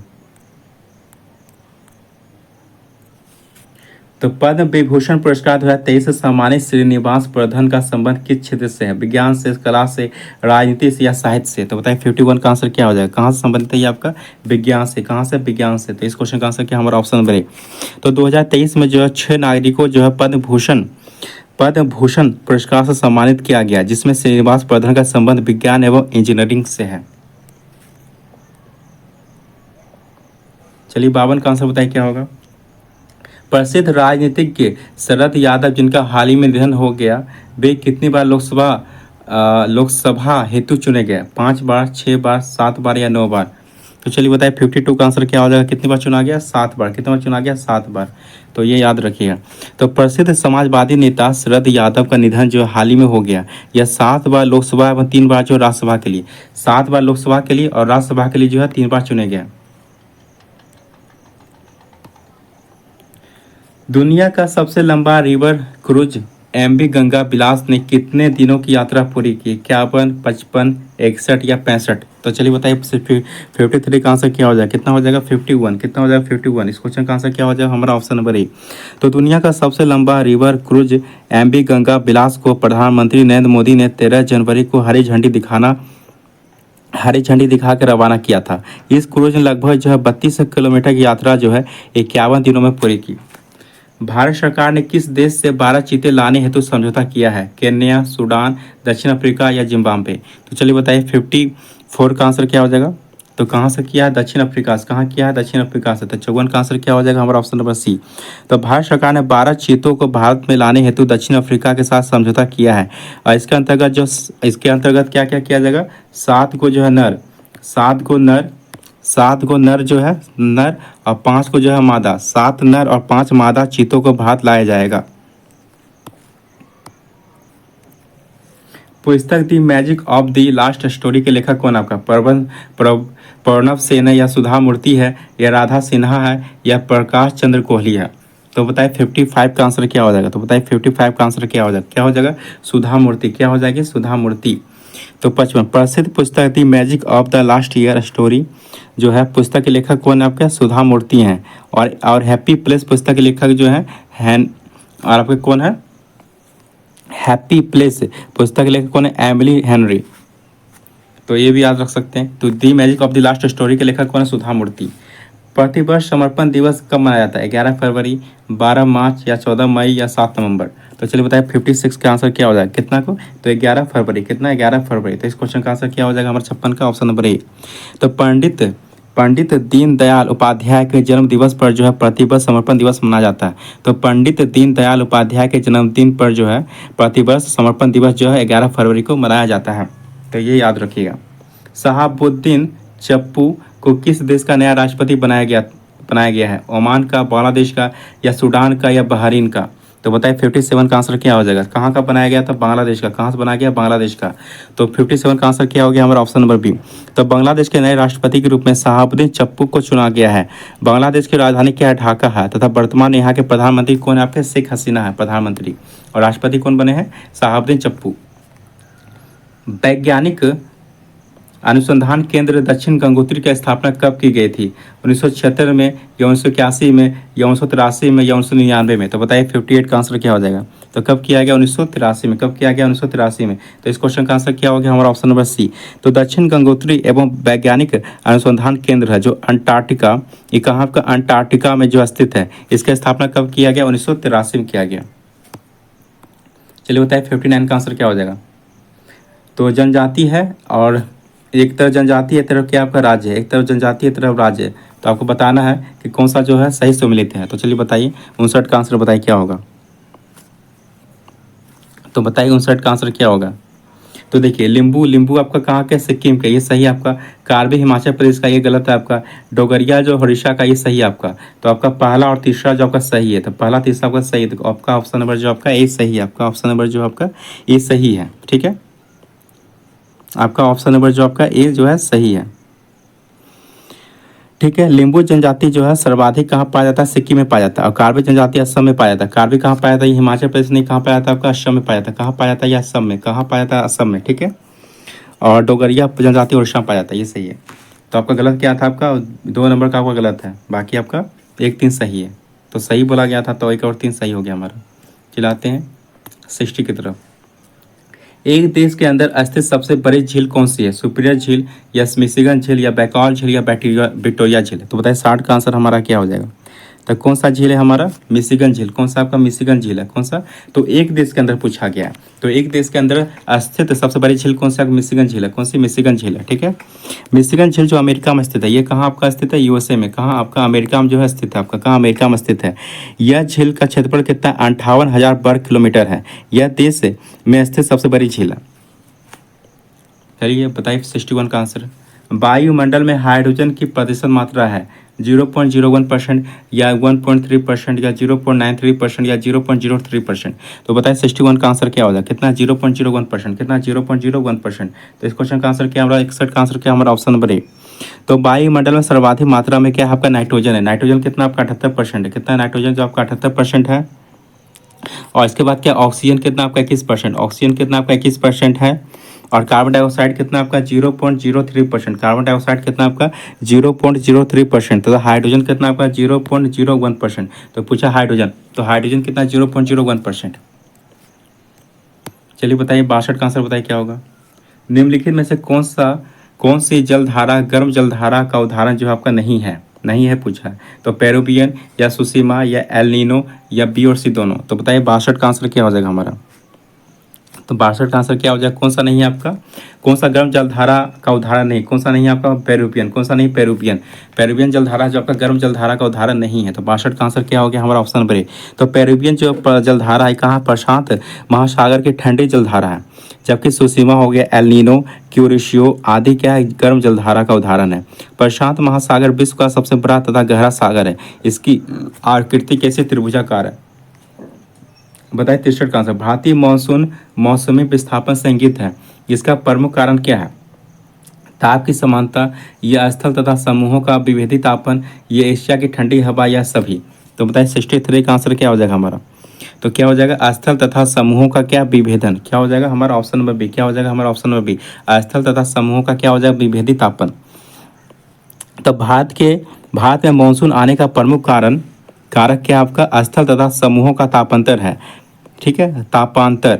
स्थल के अधिक गर्म हो जाने तथा समुद्र के अधिक ठंडा हो जाने के कारण ही मानसून हवाएं समुद्र से स्थल की ओर जो है चलती हैं। चलिए 64 की तरफ आते हैं। चलिए बताइए नोकरेक जलमंडल क्षेत्र किस राज्य में स्थित है? मिजोरम में, मेघालय में, या मध्य प्रदेश में, या आपका आसाम में? तो बताइए 64 का आंसर क्या हो जाएगा? तो कहाँ पे आपका नोकरेक? कहाँ आपका? मेघालय में। कहाँ आपका? मेघालय में। तो 64 का आंसर क्या हो गया हमारा? Option number B. तो नोकरेक जलमंडल क्षेत्र कहाँ आपका? मेघालय में स्थित है तथा इसे 2009 में जो है यूनेस्को सूची में शामिल किया गया। आपका नोकरेक को जो है 2009 में जो यूनेस्को की सूची में जो है शामिल किया गया 2009 में। चलिए 65 का आंसर बताइए क्या होगा? कौन सा डेल्टा कैप कैमोरिन एवं कृष्णा डेल्टा के मध्य स्थित है? मालाबार तट, या कोरोमंडल तट, या कोंकण तट, या उत्तरी सरकार तट? तो बताइए 65 का आंसर क्या हो जाएगा? कौन सा हो जाएगा? कोरोमंडल तट। कौन सा हो जाएगा? कोरोमंडल तट। तो इस क्वेश्चन का आंसर क्या हो जाएगा हमारा? Option number B. क्या हो जाएगा हमारा? Option number B. तो कृष्णा डेल्टा एवं कैप कैमोरिन के मध्य कोरोमंडल तट स्थित है। इसका विस्तार कहाँ पे आपका? आंध्र प्रदेश से लेकर कहाँ तक है? तमिलनाडु तक है। कहाँ तक? आंध्र प्रदेश लेकर तमिलनाडु तक है। और मालाबार तट आप जानते हैं कहाँ आपका? केरल से जो आपका कहाँ पर है? केरल से आपका कर्नाटक से लेकर आपका केरल तक तट को क्या कहते हैं? आपका मालाबार तट कहते हैं। ठीक है। और कोंकण तट क्या हो गया आपका? कोंकण तट जो आपका गोवा से लेके कर्नाटक तक के तट को क्या कोंकण तट कहते हैं? उत्तरी सरकार किसको? आंध्र प्रदेश से लेकर उड़ीसा तक के तट को क्या कहते हैं? उत्तरी सरकार तट कहते हैं। आंध्र प्रदेश से लेकर उड़ीसा तक के तट को क्या कहते हैं? उत्तरी सरकार तट कहते हैं। और उड़ीसा से लेकर बंगाल तक के तक के तट को क्या कहते हैं? उत्कल तट कहते हैं। तो ये चीज़ याद रख सकते हैं। और एक गुजरात से लेके जो आपका मुंबई तक के तट को क्या कहते हैं? आपका काठियावाड़ तट कहते हैं।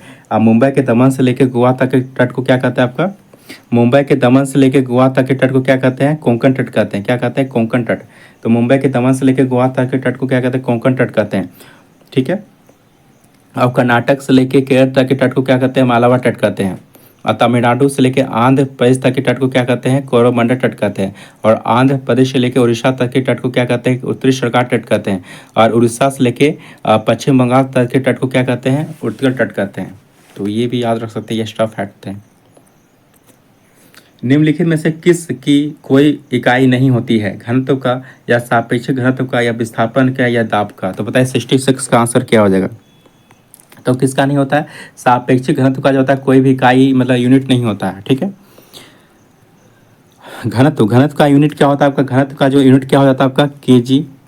केजी केजी बाय क्या होता है आपका? एम क्यू होता है। केजी बाय क्या होता है? एम क्यू होता है। क्या होता है? केजी बाय मीटर क्यू होता है, ठीक है।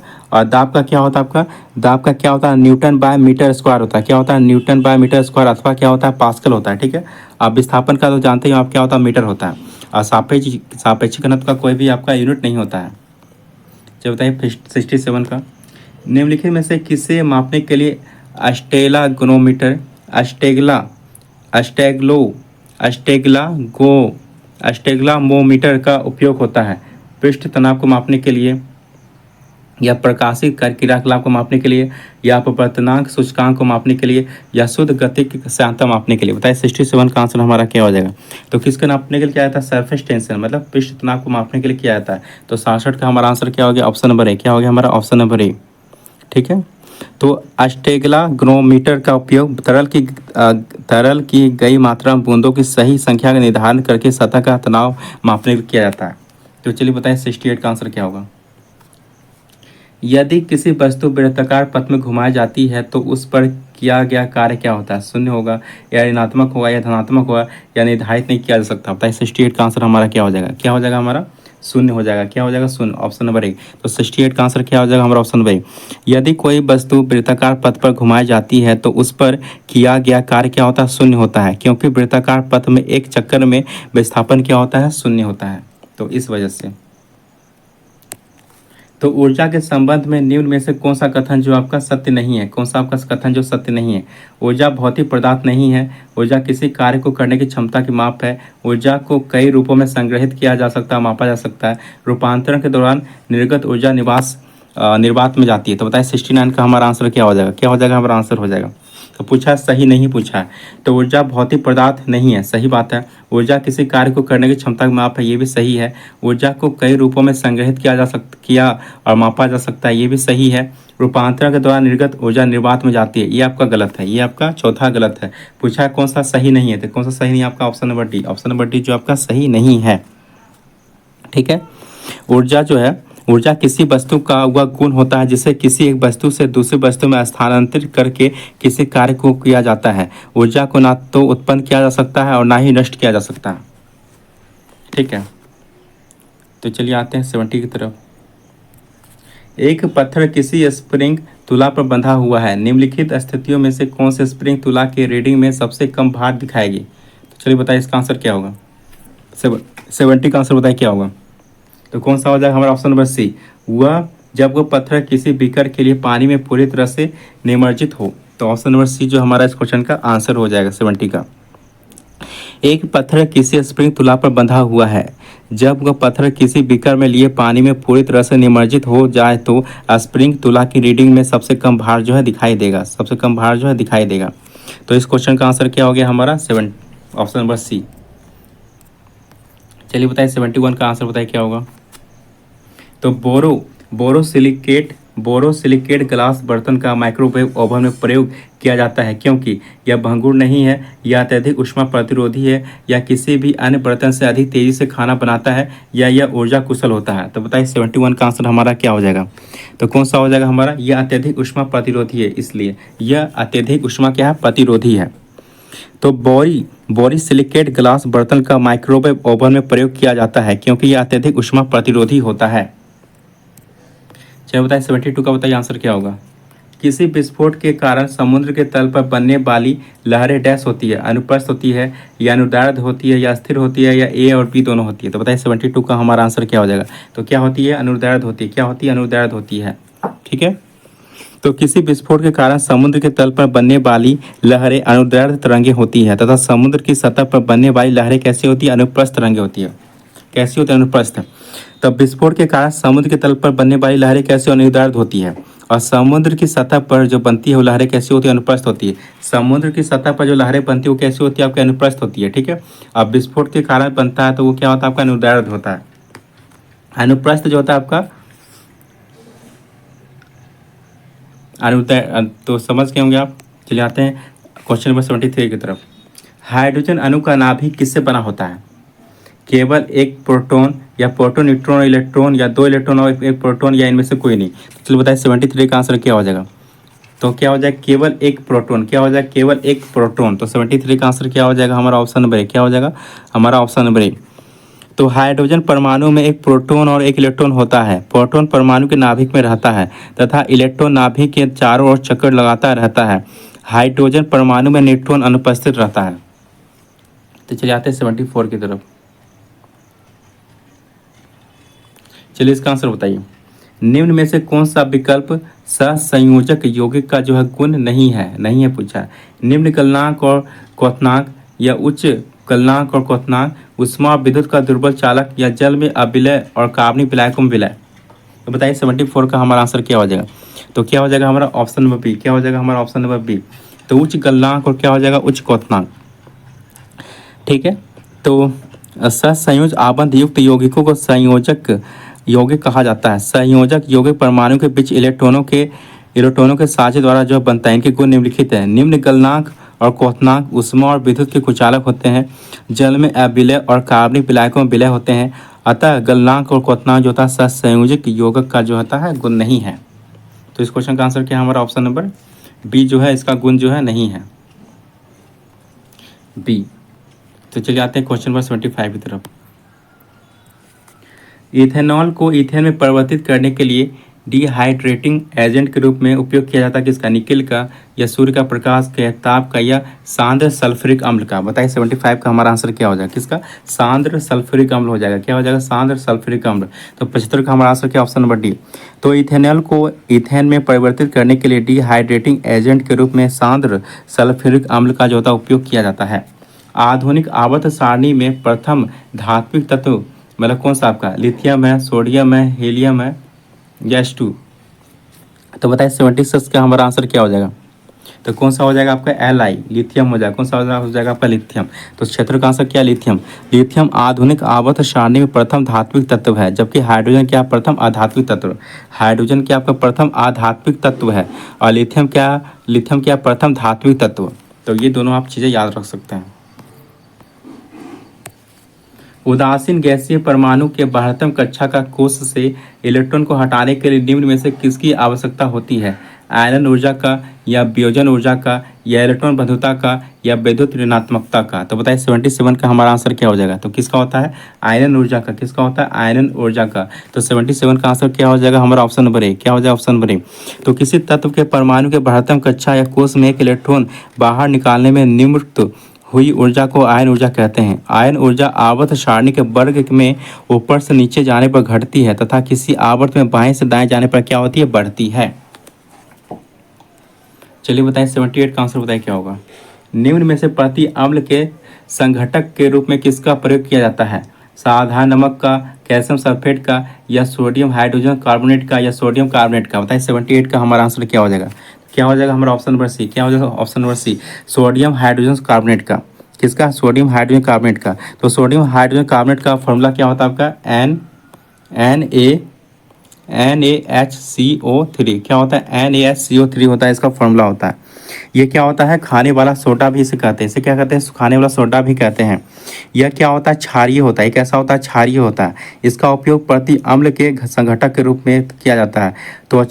त्वचा रोगों की दवाओं में और अग्निशामक के रूप में किया जाता है। त्वचा रोगों की दवा बनाने में और अग्निशामक के रूप में भी इसका उपयोग किया जाता है। तो याद रखिएगा। 79 का आंसर बताइए क्या होगा। जब सिल्वर ब्रोमाइड को सूर्य की रोशनी में रखा जाता है तब कौन सी गैस बनती है, सल्फाइड गैस या आयोडीन गैस या क्लोरीन गैस या ब्रोमीन गैस। तो चलिए बताइए इसका आंसर क्या होगा। तो 79 का हमारा आंसर क्या हो जाए, कौन सा गैस बनता है, ब्रोमीन गैस। कौन सा बनता है, ब्रोमीन गैस। तो इस क्वेश्चन का आंसर क्या हो गया हमारा ऑप्शन नंबर डी। जब सिल्वर ब्रोमाइड को सूर्य की रोशनी में रखा जाता है तब ब्रोमीन गैस बनती है। ब्रोमीन एक द्रव अधातु है। ब्रोमीन क्या आपका द्रव्य लिक्विड अधातु है। क्या आपका लिक्विड अधातु है, यह धातु है। ठीक है। यह हैलोजन समूह का सदस्य है। ब्रोमीन साधारण ताप पर गहरे लाल बादामी रंग के द्रव के रूप में जो है पाया जाता है। चलिए 80 का आंसर बताइए क्या होगा। उस प्रक्रिया को क्या कहते हैं जिसके द्वारा कोई धातु अपने आसपास उपस्थित नमी, एसिड इत्यादि द्वारा प्रभावित होती है? अपचयन, ऑक्सीजन या संक्षारण या अम्ल वर्षा? तो चलिए बताइए 80 का हमारा आंसर क्या होगा? क्या हो जाएगा हमारा? संक्षारण। क्या हो जाएगा? संक्षारण। तो ऑप्शन नंबर सी हमारा इस क्वेश्चन का आंसर हो जाएगा। जब किसी धातु का संपर्क वायु व नमी अथवा एसिड से होता है तो उसकी सतह पर ऑक्साइड, कार्बोनेट, सल्फेट, सल्फाइड आदि जैव अवांछनीय पदार्थ बन जाते हैं, जिसे क्या कहते हैं? संक्षारण कहते हैं। जैसे हो गया लोहे पर जंग लगना या चांदी का काला पड़ जाना, ये सब क्या संक्षारण के उदाहरण है। ये सब क्या आपके संक्षारण के उदाहरण है। तो चलिए आते हैं 81 की तरफ। निम्नलिखित में से कौन सा शब्द पशु व्यवहार के जैविक अध्ययन का सबसे अच्छा वर्णन करता है? इथोलॉजी, इथनोलॉजी या इटियोलॉजी या एंटोमोलॉजी? तो बताइए 81 का हमारा आंसर क्या हो जाएगा? क्या हो जाएगा? Option number A. क्या हो जाएगा? Option number A. क्या हो जाएगा? Option number A, aetiology. क्या हो जाएगा? इथियोलॉजी। ठीक है। पशु व्यवहार का जैविक अध्ययन इथोलॉजी कहलाता है। क्या कहलाता है? इथोलॉजी कहलाता है। ठीक है। और इथेनोलॉजी क्या कहलाता है? इथनोलॉजी जो होता है आपका मानव जाति विज्ञान का अध्ययन कहलाता है। इथनोलॉजी जो आपका मानव जाति विज्ञान का अध्ययन कहलाता है। और इटियोलॉजी जो होता है आपका, इटियोलॉजी जो है रोगों के कारण अध्ययन होता है। इटियोलॉजी में जो होता है रोगों के कारण का जो होता है अध्ययन किया जाता है इटियोलॉजी में। और एंटोमोलॉजी में जो आपका कीटों का अध्ययन किया जाता है। चलिए 82 का आंसर बताइए। किस कोशिकांग को कोशिका का मास्टर कहा जाता है? नाभिक को, माइटोकॉन्ड्रिया को, न्यूक्लियस को या एंडोप्लाज्मिक रेटिकुलम को? तो चलिए बताइए 82 का आंसर क्या होगा? तो किसको कहा जाता है आपको? नाभिक को कहा जाता है। किसको कहा जाता है? नाभिक को। तो नाभिक को कोशिका का मास्टर कहा जाता है। नाभिक कोशिका के डीएनए की ब्लूप्रिंट के अवयव अपने समाहित रखता है, अपने में जो समाहित रखता है। नाभिक जो है कोशिका के डीएनए की ब्लूप्रिंट के अवयव को जो है अपने में समाहित रखता है नाभिक। चलिए 83 का आंसर बताइए। निम्नलिखित में से कौन सा अस्थायी उत्तक एक पौधे को कठोर और मजबूत बनाता है? कोलेनकाइमा या पैरेनकाइमा या एरनकाइमा या स्क्लेरेनकाइमा? तो बताइए 83 का आंसर क्या होगा? तो क्या हो जाएगा? स्क्लेरेनकाइमा। क्या हो जाएगा? स्क्लेरेनकाइमा। तो 83 का आंसर क्या हो जाएगा हमारा? Option number D. तो स्क्लेरेनकाइमा जो एक आपका साधारण अस्थायी उत्तक है, यह उत्तक पौधों को कठोर और मजबूत बनाता है। चलिए 84 का आंसर बताइए क्या होगा? निम्नलिखित में से कौन सा दूध का प्रोटीन है? रेनिन, केसिन, ग्लाइसिन या गैल्टोज? तो चलिए बताइए 84 का आंसर क्या हो जाएगा? तो क्या हो जाएगा? केसिन हो जाएगा। क्या हो जाएगा? केसिन। ऑप्शन नंबर बी हमारा इस क्वेश्चन का आंसर हो जाएगा। केसिन जो है यह दूध का प्रोटीन है। केसिन जो है आपका दूध का प्रोटीन है। केसिन प्रोटीन जो होता है एक फास्फोप्रोटीन है। क्या है? फास्फोप्रोटीन है, जिसमें सभी आवश्यक अमीनो एसिड होते हैं जो आमतौर पर स्तनधारियों के दूध में जो है पाया जाता है।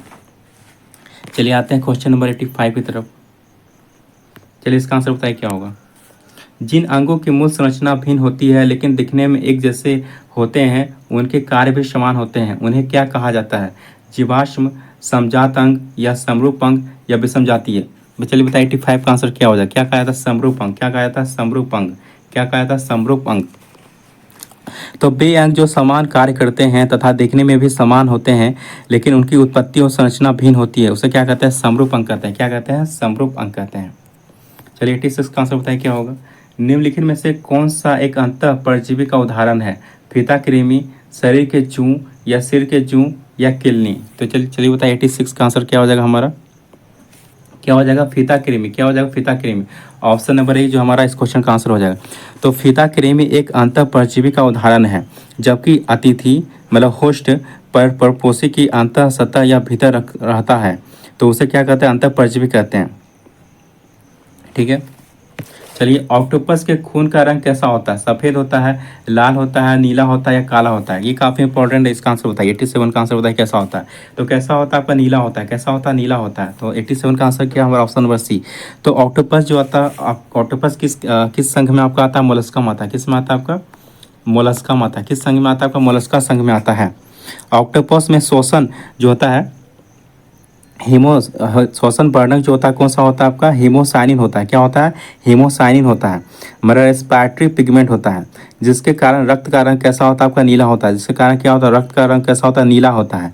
हीमोसाइनिन में कॉपर धातु पाया जाता है। हीमोसाइनिन में कौन सा धातु पाया जाता है? कॉपर धातु।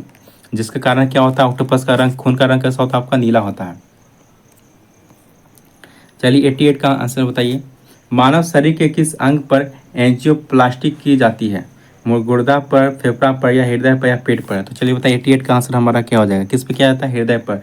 किस पे किया जाता है? हृदय पर। तो इस क्वेश्चन का आंसर क्या है? हमारा ऑप्शन नंबर सी। मानव शरीर के हृदय अंग पर एंजियोप्लास्टी की जाती है। एंजियोप्लास्टी एक ऐसी सर्जिकल प्रक्रिया है जिसमें हृदय की मांसपेशियां तक ब्लड सप्लाई करने वाली रक्त वाहिकाओं को खोला जाता है। डॉक्टर जो अक्सर दिल का दौरा या स्ट्रोक जैसी समस्याओं के बाद जो है एंजियोप्लास्टी का जो है सहारा लेते हैं। मनुष्यों में बौनेपन के लिए निम्नलिखित में से क्या उत्तरदायी होता है? थायरॉक्सिन, या एड्रेनलिन, या अग्नाशय, या पीयूष ग्रंथि? तो चलिए बताइए 89 का हमारा आंसर क्या हो जाए? तो कौन सा होता है? पीयूष ग्रंथि। कौन सी होता है? पीयूष ग्रंथि जो होता है उत्तरदायी होता है 89 का।